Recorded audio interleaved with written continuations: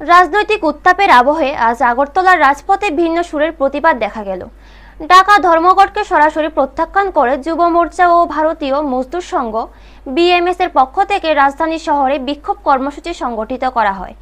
সংগঠনগুলির দাবি, এই ধর্মঘট জনজীবন ব্যাহত করার পাশাপাশি শ্রমজীবী মানুষের স্বার্থের পরিপন্থী।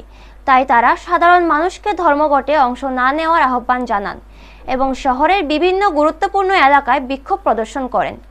বিক্ষোভকারীরা স্লোগান ও ব্যানার হাতে নিজেদের অবস্থান স্পষ্ট করে তোলেন। তাদের বক্তব্য, অকারণ ধর্মঘটে জনদুর্ভোগ বৃদ্ধি পায়।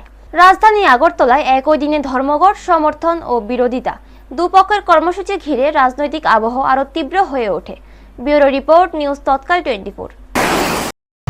আপনারা দেখুন, গণতান্ত্রিক পদ্ধতিতে প্রত্যেক দলেরই তাদের কর্মসূচি রাখার অধিকার রয়েছে। যেদিকে আমাদের মাননীয় মুখ্যমন্ত্রী প্রফেসর ডক্টর মানিক সাহাজি সবসময় বলে থাকেন যে গণতন্ত্র যেন সুস্থ থাকে, সবল থাকে। কিন্তু আজকে সকালে আমরা একটি ঘটনা শুনতে পেয়েছি। একটি অটো করে স্কুল ট্রিপে যাচ্ছিল বাচ্চাদেরকে নিয়ে। মেলার মাঠের সামনে কয়েকজন হারমাত বাহিনীরা ওই অটোওয়ালাকে মারধর করেছে, বাচ্চাদেরকে অটো থেকে নামিয়ে দিয়েছে, ওদেরকে স্কুলে যেতে বারণ করা হয়েছে। তাই তার বিরোধিতা জানিয়ে আজকে আমরা যুব মোর্চা বিএমএস আমরা সবাই সংঘবদ্ধ হয়ে আমরা রাজপথে নেমেছি।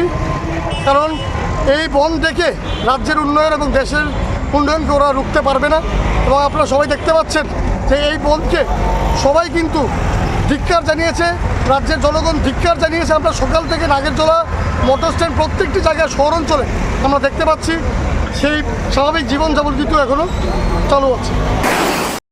অ্যাকচুয়ালি আপনারা সকলেই জানেন যে এই গণতন্ত্রের ভিতরে সকলেরই অধিকার আছে যার যার কথা বলার মতো।